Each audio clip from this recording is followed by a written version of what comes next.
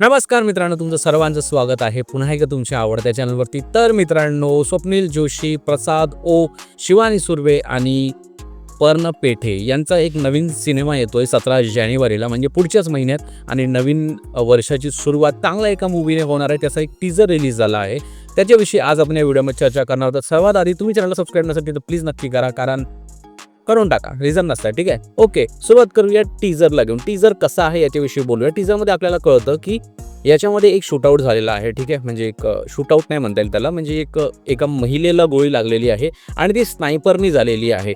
तर त्याच्यावर police research करते आणि त्याचे जे रिसर्च आहे ते एका पोलीस अधिकाऱ्याकडे आली आहे, जसं रोल प्ले करतोय स्वप्नील जोशी.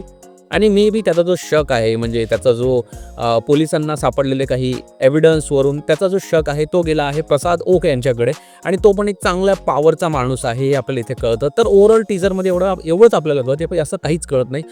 इवन पर्ण पेठेला पण आपल्याला जास्त दाखवण्यात आलेलं नाही आहे. मे बी तिचा एखादी छोटासा शॉट आहे तोच तेवढाच, बट तिला जास्त काही दाखवण्यात आलेलं नाही आहे. शिवानी सुर्वेला आपल्या 2-3 सीनमध्ये दाखवण्यात आलं आहे. तर याच्यामुळे कळतं की तिला चांगला स्क्रीन टाईम याच्यामध्ये मिळेल. पर्ण पेठेचं सांगू शकत नाही. तर ओव्हरऑल मला काय वाटतं की कसा आहे हा टीजर, याच्याविषयी आपण सगळ्यात पहिले चर्चा करूया. तर बघा, काही दिवसाआधी ऑनलाईन एक तो सिनेमा आला होता, त्याच्यामध्ये पण थोडंसं मर्डर मिस्ट्री टाईप जो आपल्याला अमय वाघ याचा होता तो, त्याच्यावर आपल्याला थोडंसं दाखवण्यात आलं होतं. बट तो तेवढा काही प्रॉमिसिंग होता नाही, तो पण थोडासा फसला.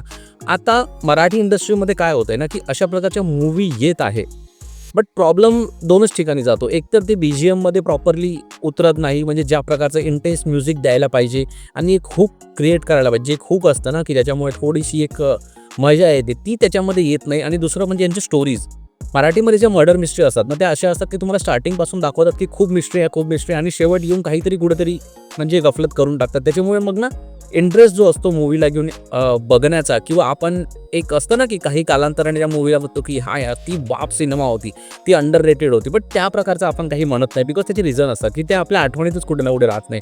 तर अशा प्रकारच्या मराठीमध्ये खूप साऱ्या मूवी झालेल्या आहे. बट जिलेबीला घेऊन थोडंसं वेगळं माझं मत आहे. पण याच्यामध्ये स्वप्नील जोशी खूप दिवसानंतर out of the box character करतोय. तेच रटाळवाने, म्हणजे चॉकलेट बॉयचं थोडीशी इमेज त्यांनी बाजूला सारून कुठेतरी एक नवीन रोल केलेला आहे. प्रसाद ओक नेहमीप्रमाणे एका नवीन भूमिकेत आहे.